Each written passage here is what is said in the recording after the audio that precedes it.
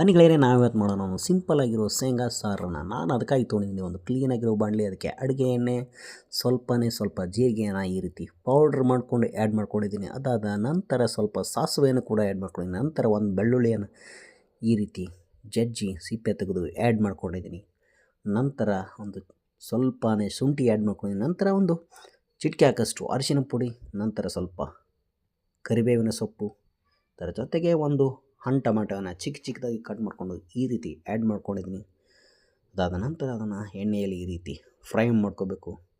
ನಂತರ ಎಷ್ಟು ಬೇಕೋ ಅಷ್ಟು ಖಾರವನ್ನು ಈ ರೀತಿ ಆ್ಯಡ್ ಮಾಡ್ಕೋಬೇಕು.